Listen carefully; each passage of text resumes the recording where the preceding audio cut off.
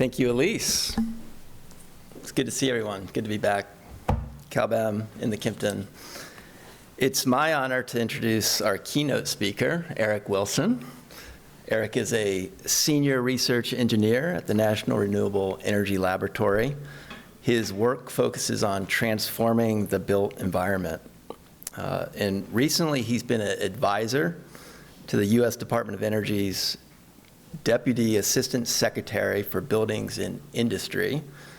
And in this role, he co-led the development of the National Blueprint for Building Decarbonization. So if you haven't had a chance to look at that, it's a very impressive, visionary, comprehensive report.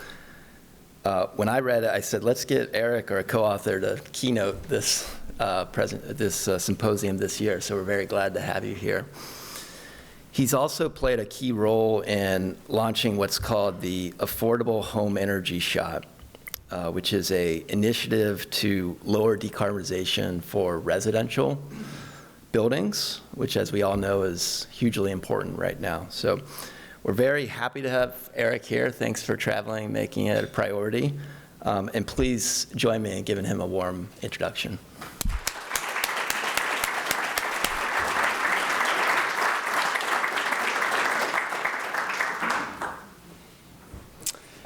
Thank you, Alex. So I think I can say I'm a BEM practitioner. My background is in building energy modeling, and that's what I did when I first got out of school. And it's great to see lots of familiar faces here from the industry. And yeah, as Alex said, I somehow found myself being involved in working on a national building decarbonization strategy. So really excited to be here to share with you all what I've been working on and how that relates to building energy modeling. So I'm going to start off today just giving an overview of this blueprint document, the National Building Decarbonization Strategy, and then talk a little bit about what I see personally as the role of building energy modeling and how that's evolving over time. I'm sure you all have great ideas, would love to get into discussion around that as well. And then I'm going to end on just giving some examples of resources that DOE is working on that might be of interest to the work that you all are doing.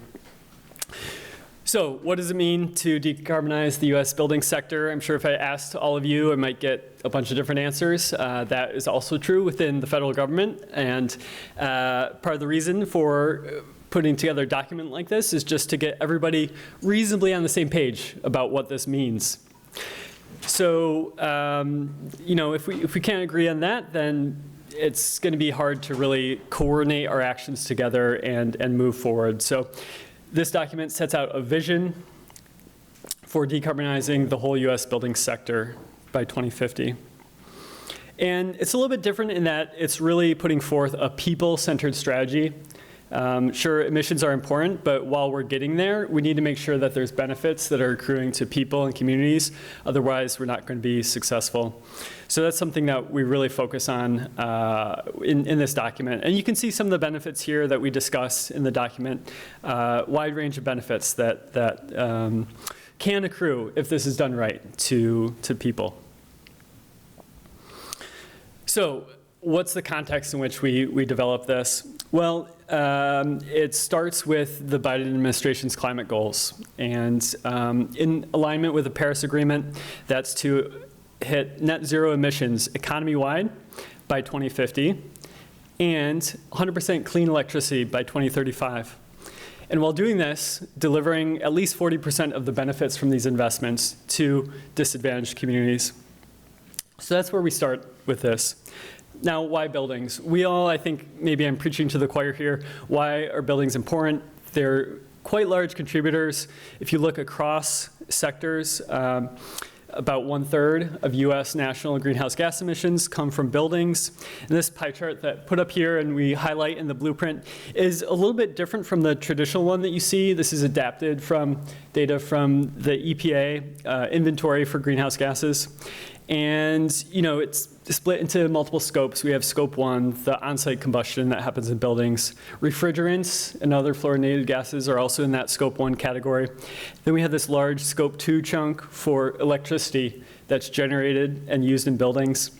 Also, the upstream gas emissions from production and distribution of gas. This includes methane emissions. That's in that Scope 2 chunk as well. That's not something that's usually broken out and attributed to the building sector, but we do so here in this document. And then finally, there's increasing awareness about the importance of embodied emissions in building materials and construction.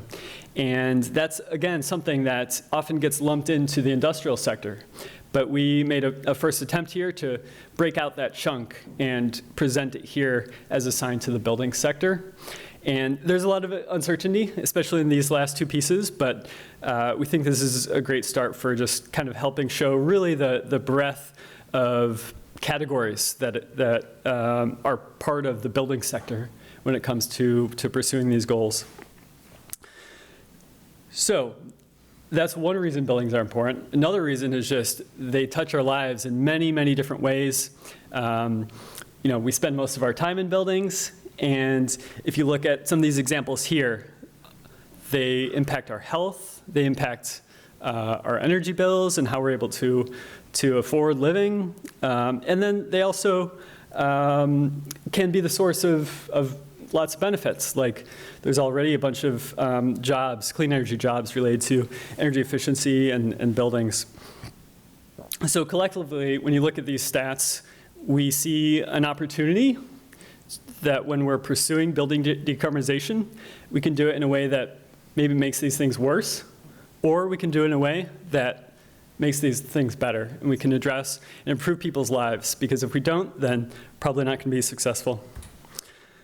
Okay, so the blueprint sets out a vision for the building sector. At a high level, we seek to achieve 65% reduction in greenhouse gas emissions by 2035 and 90% by 2050, while enabling net zero emissions economy-wide. For example, the electricity sector, we want to make sure we're enabling that transition, not hindering it.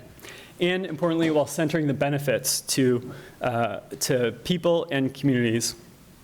How do we get this done? We set forth 4 strategic objectives. First, increase the energy efficiency of buildings. Second, reduce or accelerate the reduction of on-site emissions, primarily through things like space and water heating electrification, but also reducing fugitive emissions from refrigerant leakage. Third, transforming the grid edge. And this means increasing building demand flexibility, but also integrating efficiency, flexibility, other distributed energy resources. These all connect to the grid through buildings, and through coordinating them, reducing the size and scale of electricity infrastructure that will need to be built out to meet the building sector goals as well as economy-wide decarbonization goals. And then finally, minimizing embodied emissions from building materials and construction. Now, the blueprint puts the cross-cutting goals of equity, affordability, and resilience right up front, and emphasizes that these should be kept in mind continually and continually revisited in pursuing these strategic objectives, so that we're doing this in a way that can achieve what we're really after with these cross-cutting goals. So this means using building decarbonization as a way to advance energy justice and delivering benefits to disadvantaged communities. It means reducing energy burdens, reducing the cost of technologies so that we can make the transition affordable for everyone. And it means ensuring that the solutions that we deploy can make our communities better able to withstand stresses from both natural and human-made stresses. So putting these goals, visualizing these goals, we can look at historical emissions from the building sector. And we can see in the peak here, 2005. And we've made some progress, right? We've come down about 20% nationally from 2005 levels. A lot of that progress was made, one, through cleaning up the grid, but also deploying energy efficiency to keep demand of energy from buildings relatively flat despite growth in the building floor area. Now you can see it's just really dramatic going from 2020 to 2035 and 2050, just how much more we'll have to accelerate the pace to achieve those goals. And you can see that in this, we're relying quite a bit on the grid continuing to get clean. Those blue chunks are getting smaller by 2035. And even if we don't quite hit that on the electricity sector side, that change is happening. Buildings can help support it. But what's really striking, looking at the 2035 stack, is how much more prominent that makes the on-site combustion, the embodied emissions, and how we really need to get started on those pieces today, because it can be slow to turn things over as we go. We need to be ready to just accelerate those changes as well, so we can hit the goal of 90% by 2050. Happy to answer questions later about how we came up with these goals, what kind of modeling and analysis went into it.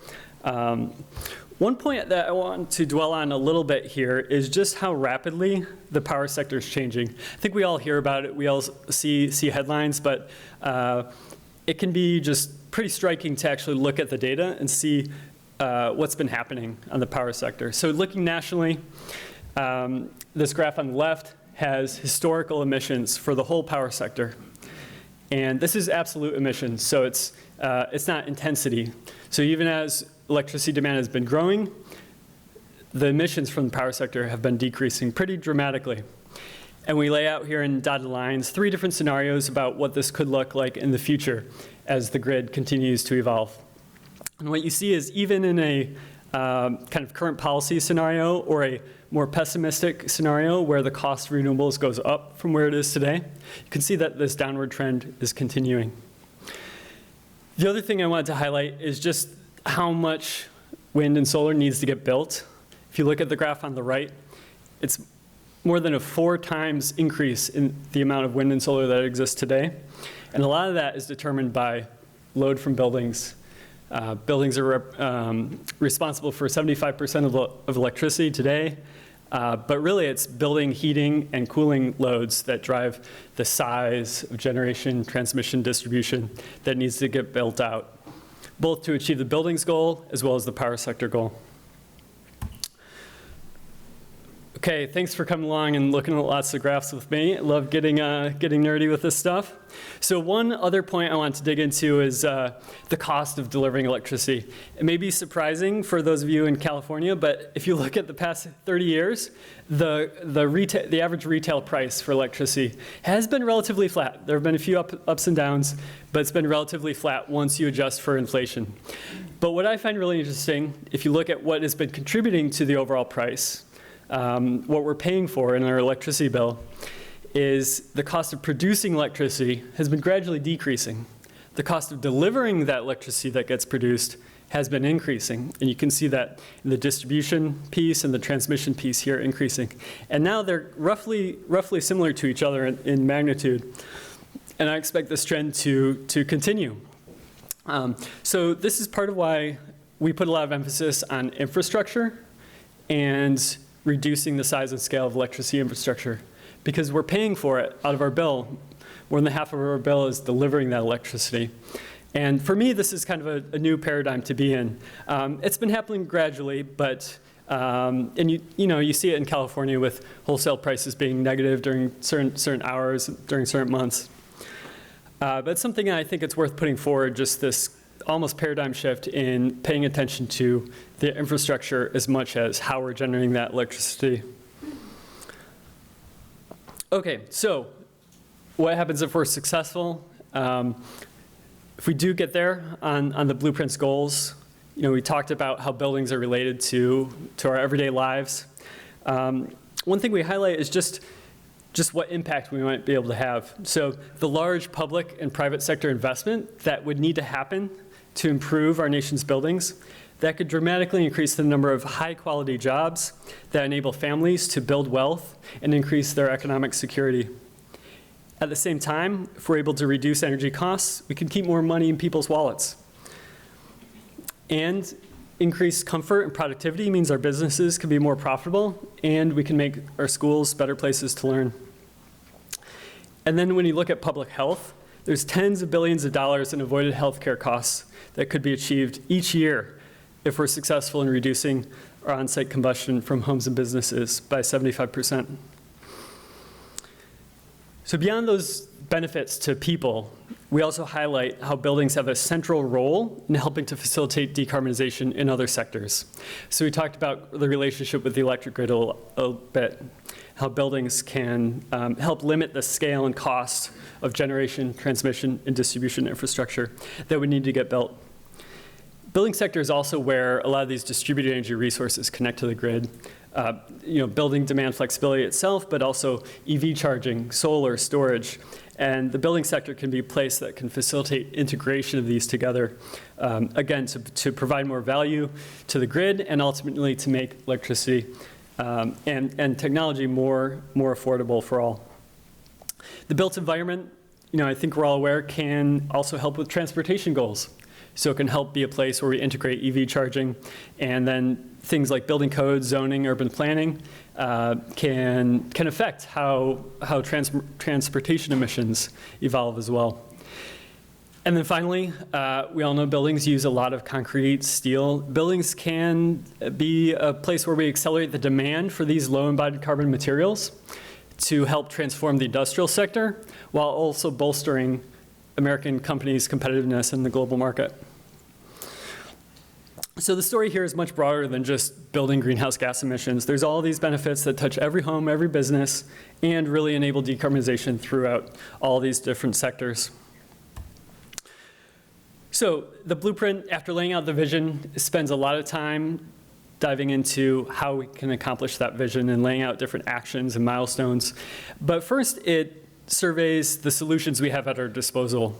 And this is another thing where it might seem kind of basic to us because we think about it all the time. But if you talk to different parts of the federal government in developing this, we worked with 20 different offices across DOE, including like hydrogen office and solar office, geothermal, and Office of Electricity, and getting everybody to somewhat agree and be on somewhat the same page about what the primary solutions are is maybe more of a challenge than you might expect. We also worked across 9 different federal agencies, so not just DOE, but EPA and HUD and FEMP and GSA, and got them all kind of talking and on board with this vision for the building sector. So the blueprint highlights 5 primary categories of solutions and how those map to different emissions categories. And these icons here are just meant to be kind of qualitative assessments of the relative impact that each of the solution categories can have on the emissions categories. And this is not meant to be the end-all be-all, but this is a recognition of the primary solutions that are available to us to address these sources of emissions.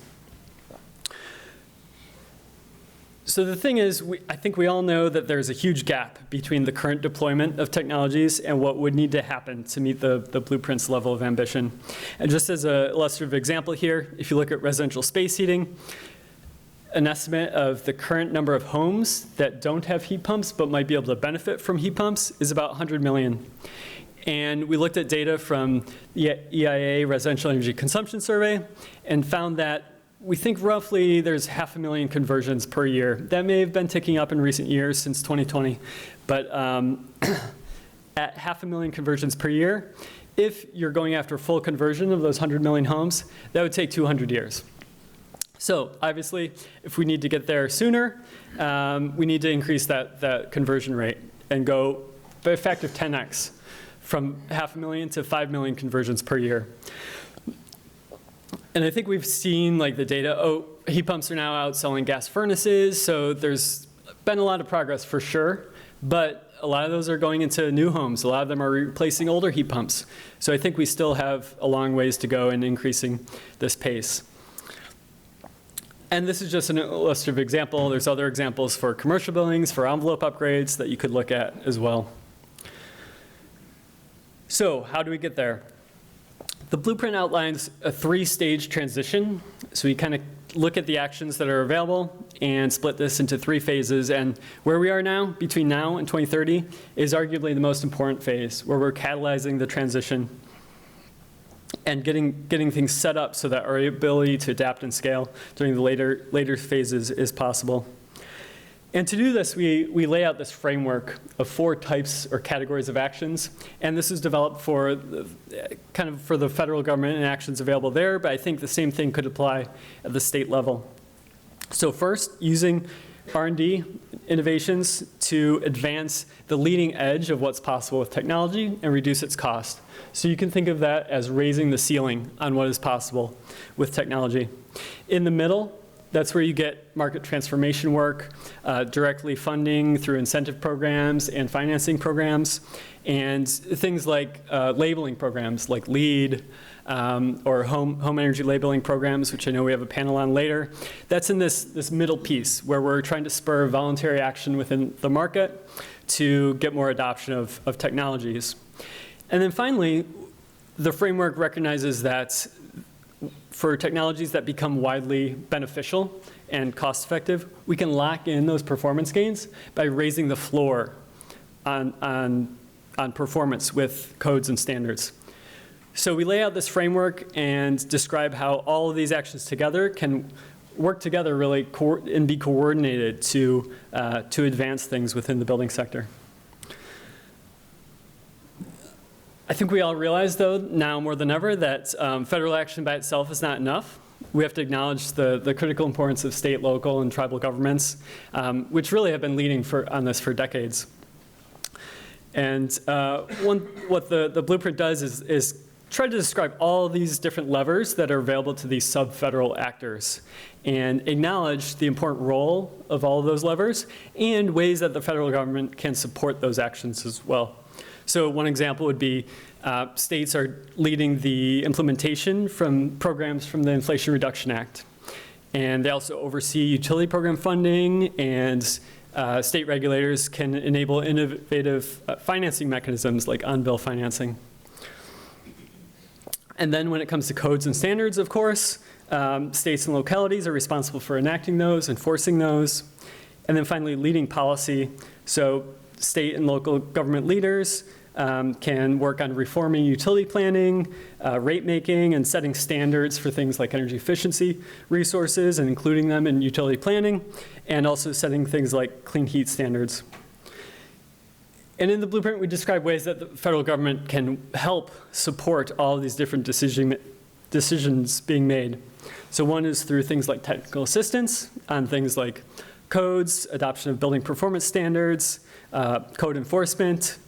Another is leading by example through decarbonizing federal buildings and setting procurement standards, for example, for low embodied emissions materials. Another is just providing research on critical topics like land use policy or health impacts that can be used in the decisions can be pointed to by these sub-federal actors.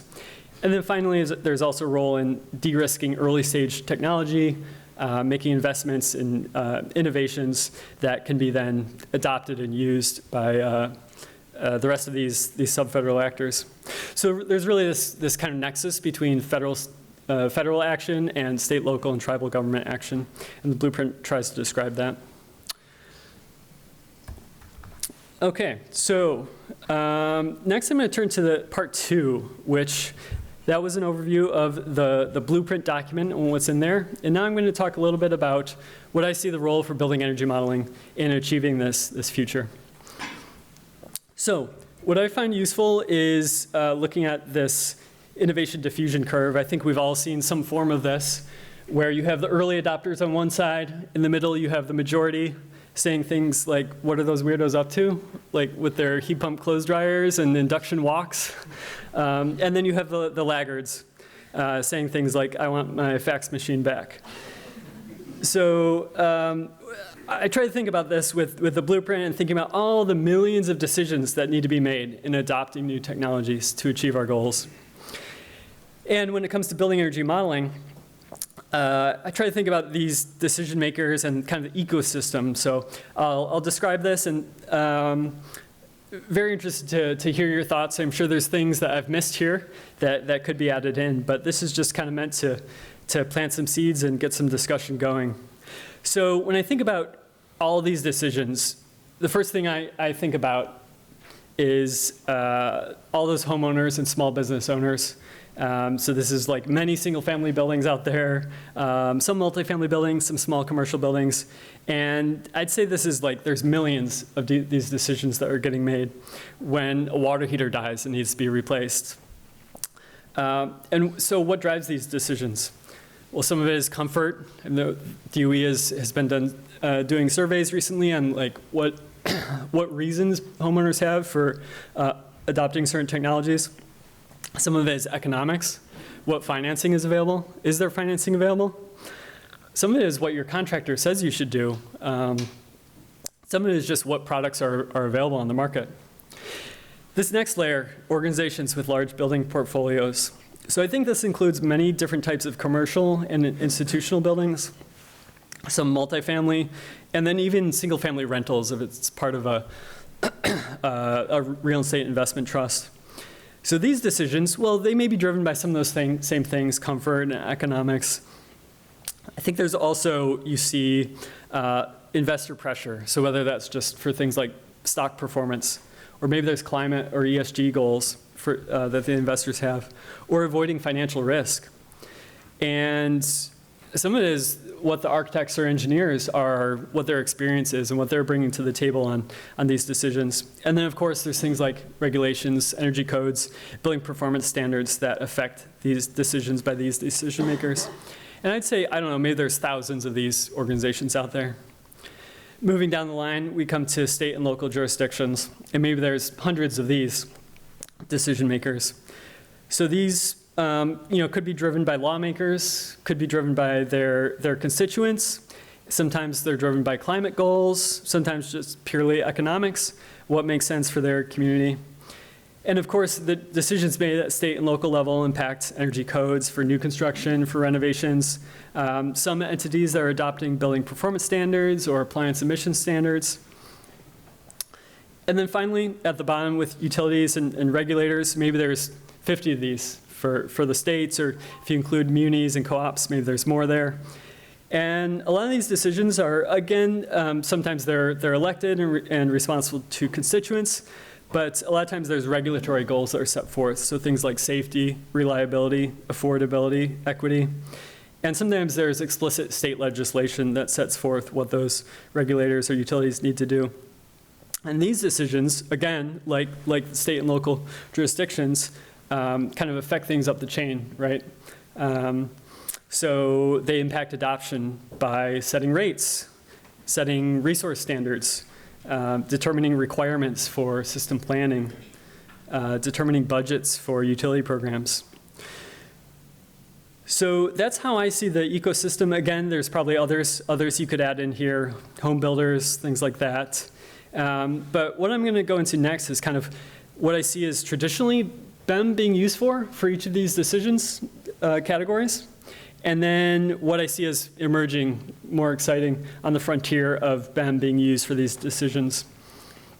And that kind of ties back to the blueprint and trying to understand what the federal government, but also all of us, and our role in achieving some of these milestones. So first, for homeowners and small businesses, I think traditionally there hasn't been a lot of BEM used there, right? Maybe if you're designing a custom home, a passive house, then you're doing some building energy modeling for that individual home. But that's been pretty rare traditionally. For those larger buildings, sure, design guidance for new buildings, maybe code compliance, and maybe it's helping size the size of the HVAC system. For state and local jurisdictions, helping to perform analysis of energy codes, understanding cost effectiveness. And then for utilities and regulators, maybe BEM has been used for potential studies for energy efficiency. And now switching to the emerging use cases, and I don't know, some of these may be pretty established, well established, especially here in California. But it's things that I'm seeing talked about more and more around the country, and gets me excited. So for homeowners and small businesses, one thing is remote assessment. So being able to do an assessment, making recommendations without necessarily needing to visit and do a detailed assessment of a home. But you also have home energy labeling programs.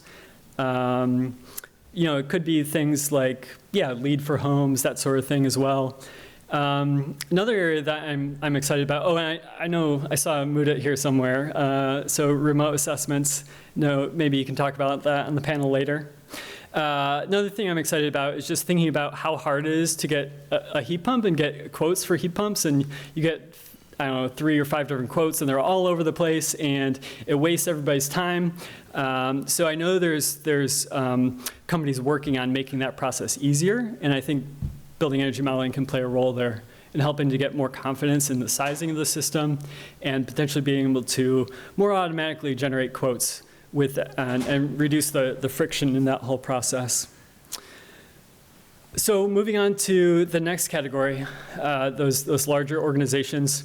I was just chatting with Nick earlier about design guidance for district energy systems and thermal energy networks, hearing a lot of excitement about things like network geothermal and the ways we can reuse waste heat from data centers or refrigeration and use that to heat homes. So I think BEM has a role there in helping design those types of systems as well. And then I know there's some discussion about building performance standards later. So moving from this model of using BEM for making design decisions versus using it for compliance. I know Amir could talk about this as well. And just kind of the additional level of accuracy that requires using BEM to make those compliance decisions where there's money on the line. Next, design tools for embodied emissions. I think you're starting to see this a little bit, but I think BEM has a role for, maybe it's like a BEM to BIM, or you're trying to understand just how much of a material there is, but, and perhaps there's trade-offs between operational energy and embodied energy, or maybe it's just trying to get a handle on it in the first place. But I think that's something you're starting to hear a little bit more about as well. Moving on to state and local jurisdictions. So I think BEM can play a key role in helping design programs, perhaps do targeting of programs to make them more successful, more cost-effective. And then also, I think it plays a role in trying to evaluate what the public health impacts are, whether it's trying to quantify resilience, the thermal resilience or passive survivability of buildings, and kind of include that in the value when you're trying to make decisions about codes or performance standards. And then being able to look at distributional impacts. So what are the impacts of a certain policy on different groups of people? And then finally, utilities and regulators. I see BEM starting to be used for utility load forecasting. We're talking about electrification. A lot of times that's something where physics-based modeling really shines because you're kind of extrapolating beyond the area of historical data that's available. And then also for utility rate design, again, when you're looking at technologies that aren't very prevalent. So that's just some ideas that I had about how I see things evolving. I'm curious to hear everyone's thoughts there. Personally, I think it's a really exciting time to be in BEM, to be a BEM practitioner. So yeah, I'm excited for what we have to discuss today. I'm gonna skip. I just pulled out a few screenshots from the blueprint. There's a section where there's these tables that have technology, market, and policy milestones. They're kind of like sub-goals or sub-targets beyond those 4 high-level targets. I just highlighted a few that seem particularly relevant to BEM. Things related to building performance standards. There's things related to, just adoption of codes, related to utility planning processes, and again, tools modeling for embodied carbon calculations.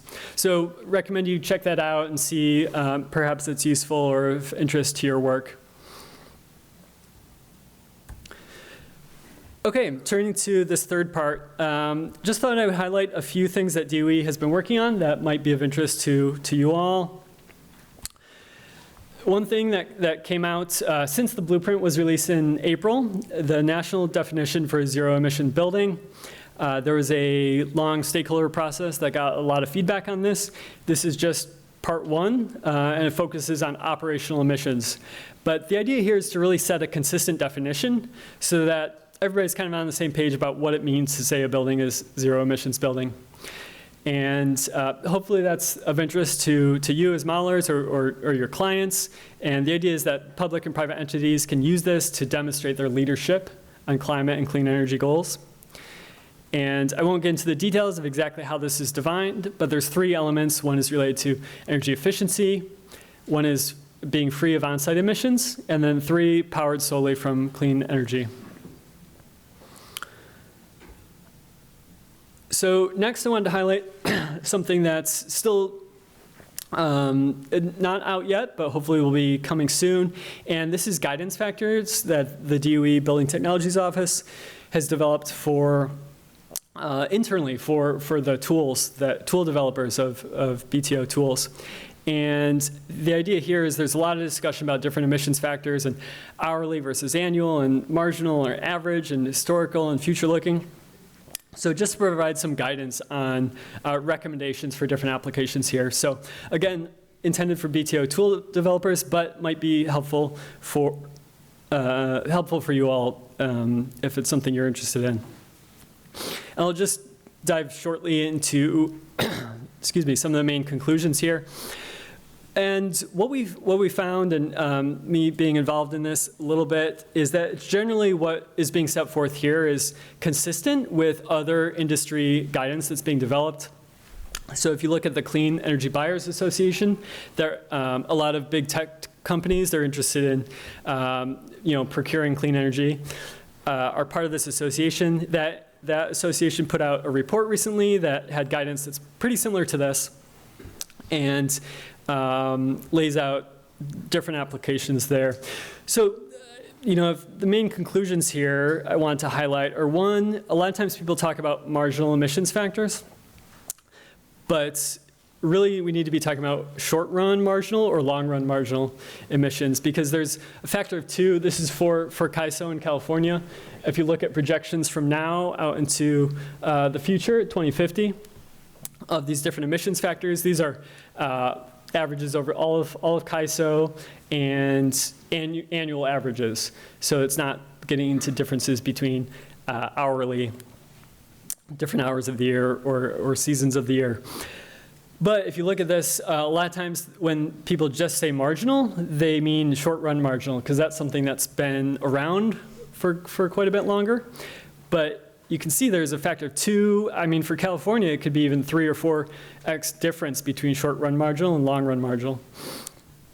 And I'm not going to get into too many of the weeds here, but short-run marginal is just assuming that all of the generators on the grid are fixed and there's nothing new coming online. Whereas long-run marginal takes into account what might be built next year or the year after that or in the future. So where short-run marginal often has gas or coal generation that's on the margin, long-run marginal often includes things like wind and solar that might be built out in the future to meet new load, or might not need to be built through a reduction in load. So anyway, there's a big difference between short-run and long-run, so make sure to pay attention to that if you're not already aware. Long-run marginal is a lot more similar to average, which is just an average across the full generation stack. Yeah, those, I mean, not interchangeable, but there's a lot more similarity between those than with short-run marginal. And then finally, we looked at the scenarios projecting the grid out into the future. What we see here is also, if you're trying to make decisions about the future, obviously use future projections of the emissions intensity. If you're trying to make decisions based on what happened last year, it's probably going to be wrong if you're looking at a measure that has a long lifetime. Generally, if the lifetime is less than 3 to 5 years, then you can use short-run marginal. But if it's longer than that, which many building technologies are, then you want to use long-run marginal, or perhaps a blend between short-run and long-run. But anyway, looking out into future scenarios, and you can look at a range, right? Because making predictions about the future is difficult. So you can look at a range. In this case, we're showing 8 different future scenarios. And on the top, it's a projection of the generation. So, there's headlines about data centers and EV charging and how we're going to make all this electricity. But in these projections, even with these pretty large increases in electricity sales, we show decreasing trends in emissions intensity down here across all 8 of these different scenarios. So you can look at the range across the different scenarios, though, to understand the uncertainty about these. And then finally, hourly versus annual. I think we all understand that there's time of day differences in how electricity is being made. This is just a screenshot of the CalBEM scenario viewer and shows for CAISO for the year 2040, an estimate for one mid-case scenario of the long-run marginal emissions rates and how that varies. So you can see this part here vertically on the y-axis, which has an average over the whole year, and you can see how much lower those emissions rates are during the middle of the day than they are at night. So again, if you have hourly energy use data available and you have these hourly emissions available, then use that because it's going to be more accurate than using annual. But really, making sure that you're not using short-run marginal unless it's a really short lifetime measure, and then not using historical. Those matter almost more than this hourly versus annual decision. Okay, one other thing I want to briefly highlight for you all is the building's annual technology baseline. This is, again, not available yet, but hopefully a draft data set will be coming soon. And this is meant to be a machine-readable data set of cost and performance for a whole slew of building technologies. And again, this is designed mostly internally for DOE use, but could be of interest for you all. And the sources from this include other EIA and DOE data sets, reports, as well as publicly available retail price data for technologies that are published by retailers, case studies, in some cases interviews with key manufacturers, vendors, building developers, construction managers, contractors, and other subject matter experts. This is not going to be as good as getting cost estimates yourself, so maybe this is fine for early stage design or for things like program planning where you're not talking about a specific project. I'm curious to hear from you all if you think this is something that would be useful, or if you just have your own in-house costs and you don't need this. But the other thing that's interesting here is it has today's costs and also projections, different trajectories for how those costs might change out into the future. So the idea is DOE is interested in using this for internal planning, trying to understand the role that buildings can play versus other sectors. And there's some uncertainty in that, but hopefully this can be kind of a common reference point that we all can look at and point to, and something that can be useful for different planning and analyses. Okay, and then finally I wanted to highlight so something that my co-author Jared Langevin and I put together in supporting the blueprint document was a segmentation dashboard, interactive dashboard for all the emissions categories related to buildings.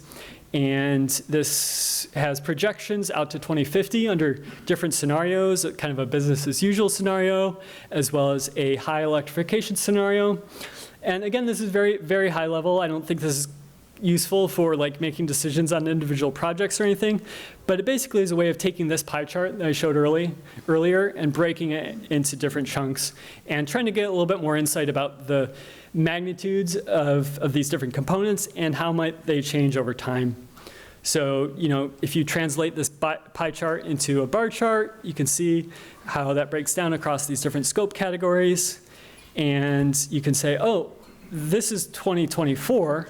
What's that look like in 2050 in our business as usual scenario? Well, we see even under an electricity mid-case, the scope 2 emissions from electricity generation goes way down, which puts more emphasis on the on-site emissions and the embodied emissions. We can break that out by end use. We can break the end uses down into residential and commercial. We could break those down into different technology types of heating systems.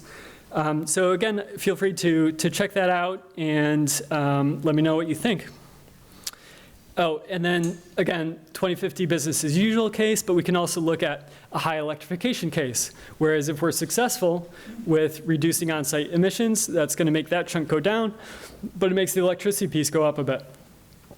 And then of course, we can look beyond just emissions. So we can look at contributions to site energy. You can look at heating and cooling and highlight specific end uses. There's another component to this, which leverages some work that actually Eric in the audience here worked on for this, is using the Comstock and Restock tools from NREL to break out what are the contributors to heating and cooling loads across buildings, and breaking out contributions nationally or at a subnational level between things like ventilation, heating, ventilation, air leakage, conduction through different envelope materials. And that's been really useful to help inform planning within DOE as well. And then you can also look at peak demand in the winter and the summer under these different scenarios and just highlight kind of the importance of addressing these different end uses. So again, feel free to check that out or ask me questions about it later. Yeah, just wanted to share a few of those resources that might be of interest, and I appreciate everybody's attention and look forward to discussions as we go on these 2 days.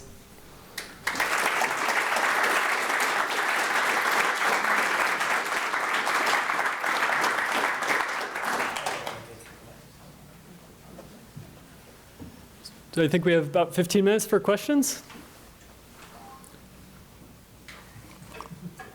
So you first and then Mudit.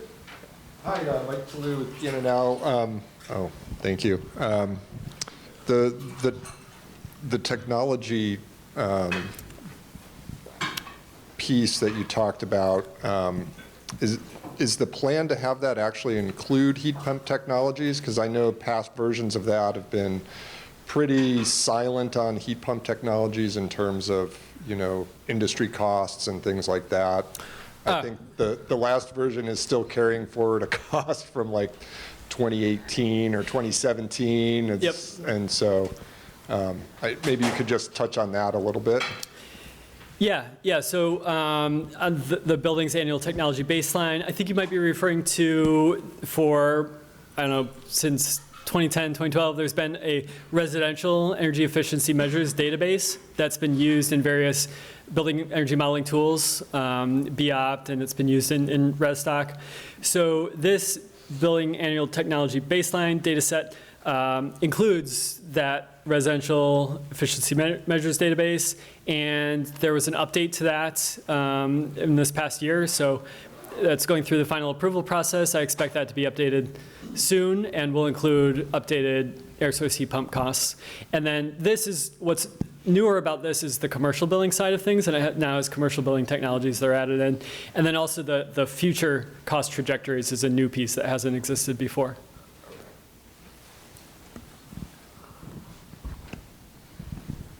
Hi, Eric. Thank you. First of all, great use of icons and clip art. Like the best presentation I've seen that's used clip art like so well. So great job. My question is about your part one of the presentation. You actually showed a graph that I'd never seen before. Thank you for sharing that, which is the transmission and distribution versus production costs and how they have changed over time. So really insightful graphic there. One question is, I'm curious if that's the national average. Do you have a sense of what that is for California? One, and number two, do you also have a similar graphic for the natural gas side of things? And what can you tell us about that if you don't have a graphic? Yeah, great questions. So I have not looked at that specifically for California. That would be really interesting. I believe the data are there in FERC Form 1 to put that together, if anybody wants to do that and share it with us all. I know there's like pressures from wildfires and wanting to underground lines. So yeah, that's something that it would be really interesting to see just how different California is from the rest of the country. And then, yeah, on the gas side, I have not seen something similar for the gas side, but it's something that I've looked into. And I know there's, you can look at reports from the American Gas Association that say what spending, how much spending is within gas utilities happens on these different pieces. And the number in my head, I think 22 billion per year is spent on gas distribution system. And there's other pieces as well. Some piece of that is, of course, procuring the gas and things like that.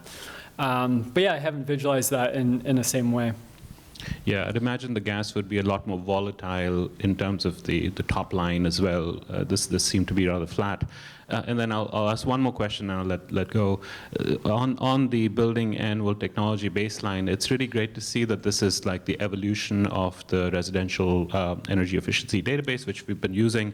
I just wanted to say that while it's very useful, having more geographical nuance in that data would be extremely valuable for us. Right now, it's just like East Coast and West Coast and Central. I think that's the only three. And then it's just min, max, and median. Having a little bit more detail there presented to the audience would go a long way. So that would be my 2 cents. Thank you.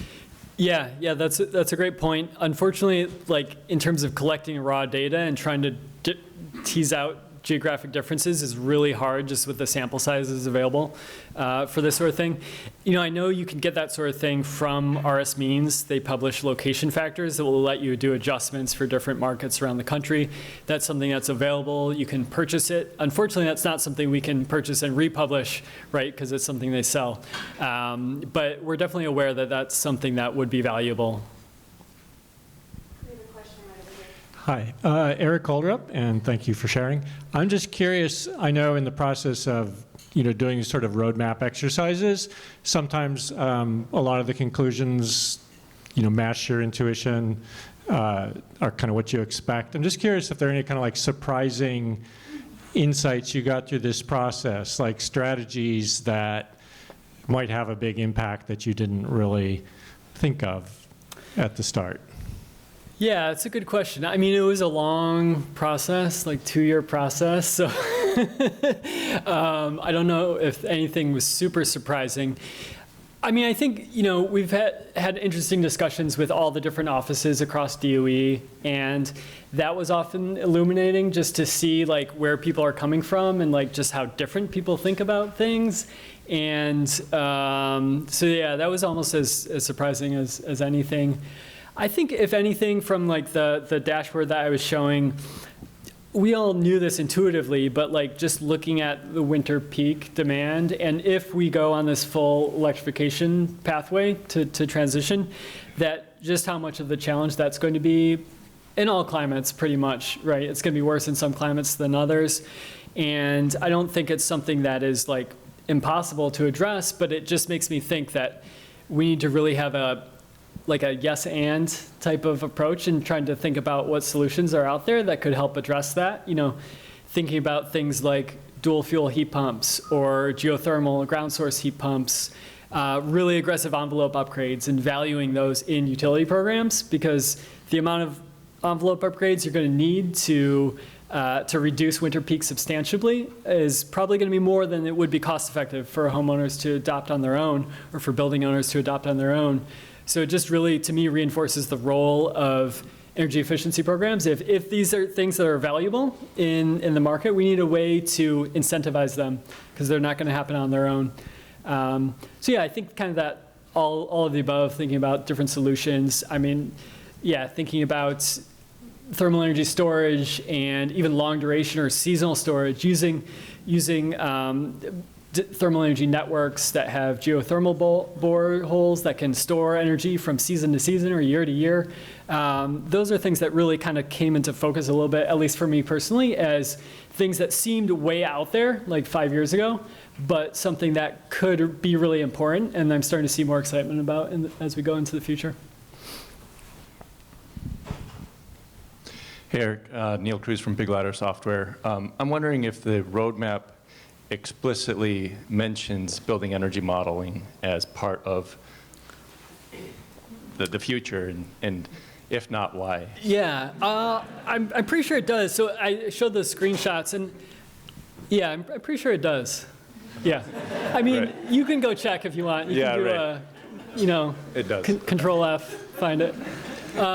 There's also some subsequent work which we hope to publish that builds on the blueprint and talks about kind of the next level of granularity down in terms of actions that need to happen. And building energy modeling is something that we definitely highlight in that work. Okay.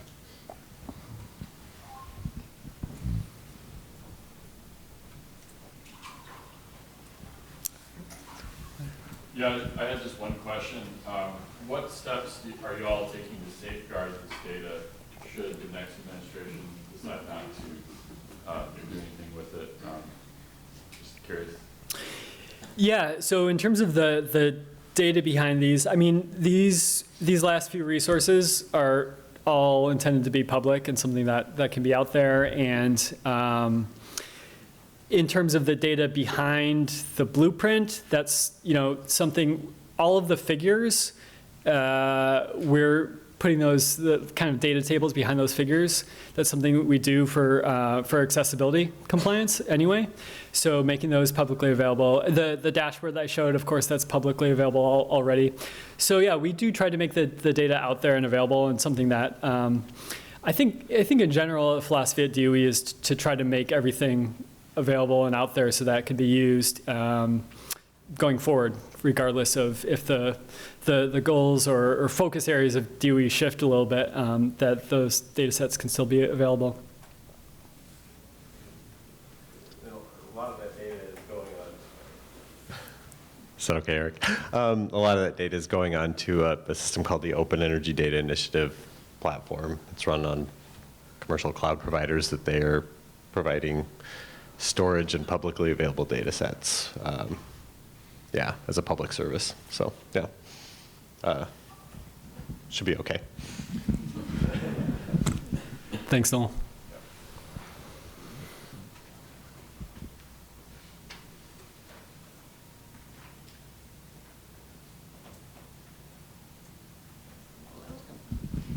You, Krishnan Gauri from Energy Solutions, you mentioned a number of new things coming up, but everywhere I saw only coming soon. Any idea of soon being 1 quarter, 2 quarters, 1 year, 3 years? It's anybody's guess at this point. I don't know. Hopefully within the next few months, but yeah, some things are out of my hand. So the follow-up is GHG emission guidance document that you're saying. Is that going to come up with new conversion factors, or is it just guidance to existing conversion factors? What's your? Yeah, it's just guidance. And I should say some of my colleagues at Lawrence Berkeley National Lab were the lead on that. I'm just kind of helping get it approved and out there. So largely that's pointing to factors that are already published. For the long run marginal, that's pointing to the NREL CalBEM data sets that are already publicly available. I believe that they did some slight modifications to make it more accessible for people, easier to download, that sort of thing. But yeah, it really it's more about the guidance than the factors themselves.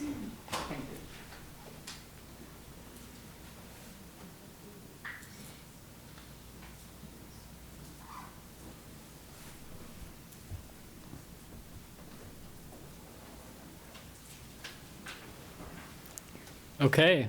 Well, thanks everyone. Appreciate your attention, and yeah, feel free to chat. I'll be here tomorrow as well.